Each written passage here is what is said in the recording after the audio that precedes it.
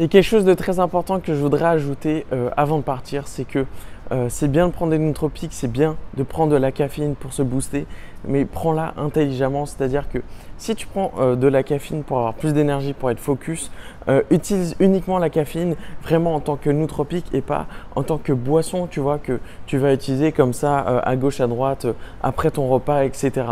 Donc, et pareil pour le thé, évidemment. Donc, prends du café uniquement quand tu veux accomplir des tâches importantes, quand tu veux hard focus, rentrer dans des états de deep work, des états de flow, pour vraiment avoir un maximum d'utilité avec le café. Parce que si tu prends du café comme ça tous les jours et que tu n'associes pas ce café à une molécule, une boisson de performance, tu ne vas pas créer ce biais d'association qui va vraiment t'aider à devenir de plus en plus productif et maximiser les effets du café.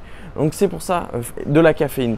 Donc c'est pour ça que je t'invite vraiment à utiliser la caféine en tant que boostant quand tu vas accomplir de grandes tâches et à vraiment que tout soit une question de timing. Donc soit par exemple avant ton sport et uniquement avant tes grandes tâches de créativité où tu as besoin de te focus. Mais n'utilise pas le café comme ta boisson de tous les jours. Ça sert à rien de dépenser ton argent pour aller au Starbucks et te prendre un grand café si juste après tu vas aller manger des bonbons ou regarder des vidéos de divertissement, tu vois. Le but du café, de la caféine, c'est vraiment que tu l'utilises pour être plus performant et devenir limitless, tout simplement. Reste bien jusqu'au bout de la vidéo parce qu'à la fin, je t'expliquerai comment faire des cures de caféine, comment utiliser la caféine pour maximiser ses effets et éviter les effets secondaires de la caféine pour enfin devenir limitless grâce à la caféine et devenir plus performant.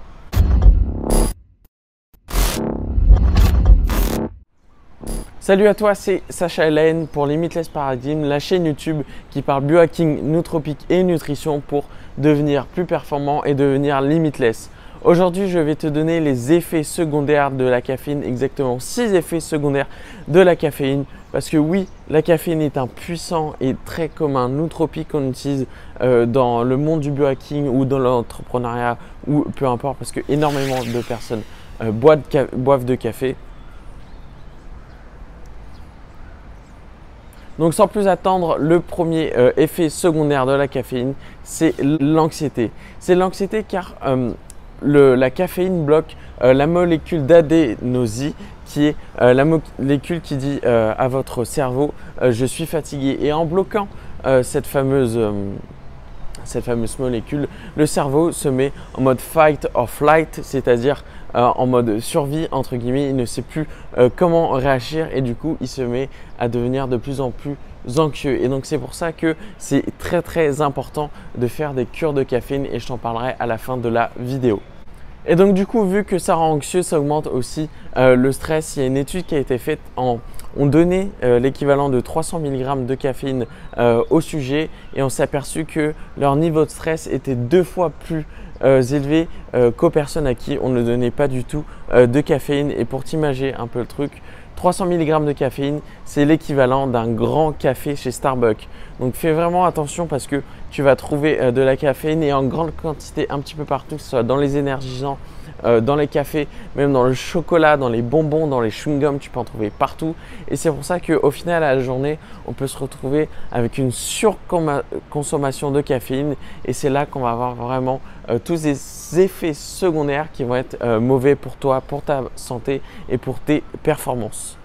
Un effet secondaire qui est selon moi un des plus chiants dans le mode de vie et je l'ai vécu pendant très longtemps, c'est le fait qu'on va aller beaucoup uriner parce que la caféine enclenche l'hormone de la gastrine qui est tout simplement l'hormone qui accélère la vitesse dans notre urine, dans notre digestion pour déféquer et aller uriner. Et c'est pour ça que lorsque tu vas consommer beaucoup de caféine, tu as pu le remarquer, tu as pu peut-être faire le test, mais tu vas aller constamment et plusieurs fois aux toilettes comparé à lorsque tu ne consommes pas de caféine. Et des fois ça peut être très chiant parce que ça m'est arrivé, hein, je l'ai vécu lorsque je consommais beaucoup de caféine, que je ne faisais pas de cure de caféine, d'aller pisser limite toutes les demi-heures, toutes les heures, et je peux vous dire que c'est vraiment très chiant.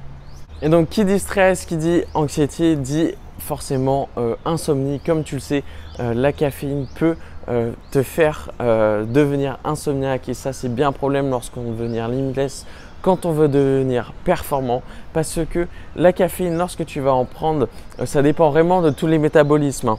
Donc la caféine peut agir en l'espace de 5 minutes, comme en 25 minutes, comme en 45 minutes, ça dépend vraiment de ta génétique, de l'état de ton corps.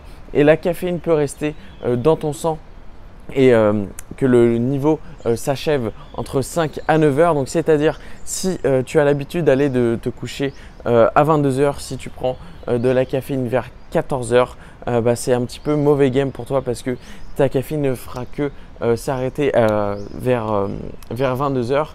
Et comme tu sais, tu as besoin de produire de la mélatonine pour bien dormir et du coup la caféine interfère avec l'hormone de caféine et c'est pour ça que je t'invite vraiment à arrêter de consommer de la caféine après 14 heures, du moins 8 à 9 heures avant que tu ailles dormir pour vraiment avoir une qualité de sommeil bien plus appréciable et bien plus efficace que lorsque tu ne consommes de la caféine de la mauvaise manière. L'effet secondaire numéro 4 de la caféine, c'est tout simplement la fatigue. Et ça, ça va être ce pourquoi je t'invite à faire des cures. Donc reste bien jusqu'à la fin de la vidéo et aussi pense à t'abonner si tu veux recevoir toutes mes autres vidéos et activer les notifications. Donc la fatigue parce que la caféine, comme tu sais, c'est un niveau comme ça, tu sais, qui monte, qui monte, qui monte. C'est pas comme la créatine, vidéo de la créatine que j'ai fait sur l'énergie intrinsèque. C'est vraiment un boost, un stimulant de l'énergie.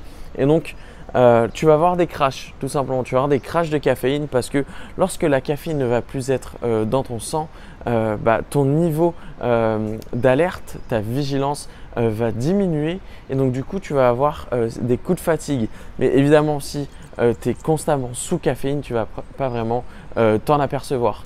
Et donc c'est pour ça que encore une fois, prendre de la caféine après 14 heures, c'est vraiment le must. Ne pas prendre de caféine après 14 heures, c'est vraiment le must parce que quand la caféine va partir de ton sang, c'est là où tu vas aller dormir. Et donc c'est pour ça qu'il faut réussir à bien prendre la caféine à de bonnes heures pour ni être forcément fatigué et ni évidemment affecter notre qualité du sommeil. Et on en revient au side effect numéro 5 qui est tout simplement l'addiction. Et ça, c'est un très gros problème avec la caféine. C'est que tu peux être addict à la caféine, non pas par ses effets, mais tout simplement par le mood que cela te procure et l'état de vigilance dans lequel tu es. Parce que lorsque tu consommes de la caféine, tu sais, tu es plus alerte, tu es plus focus, tu es plus énergisant.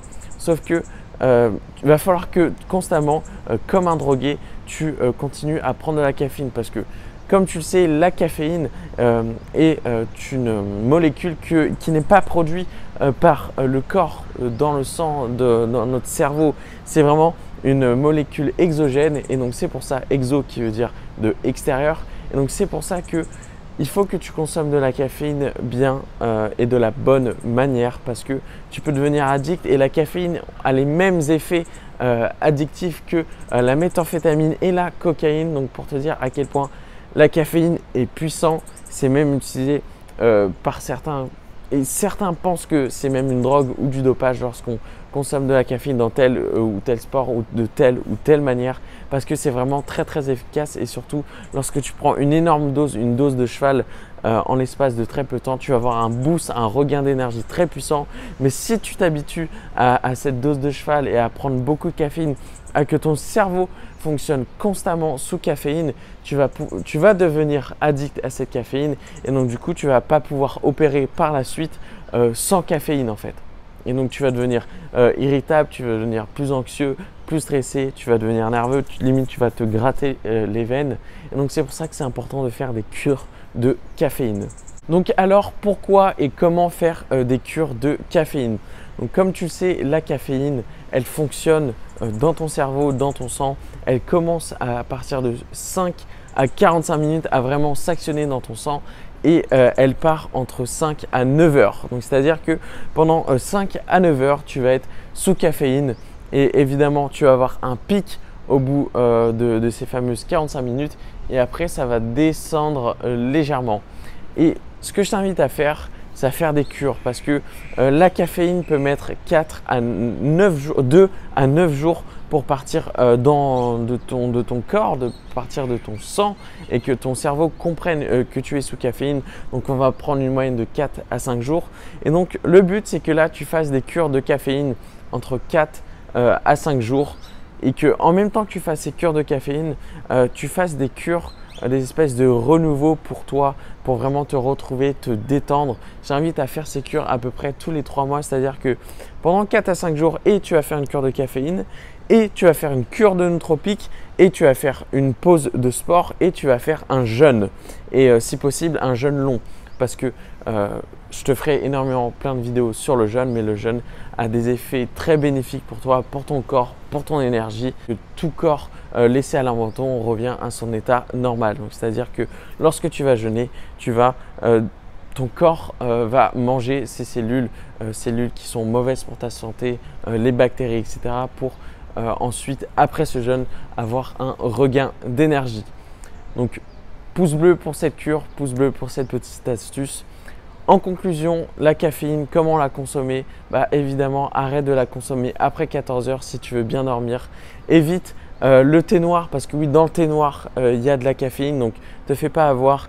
Évite le chocolat en poudre parce que dans le chocolat en poudre, dans le cacao en poudre, il y a aussi de la caféine. D'ailleurs, j'en ai fait une vidéo.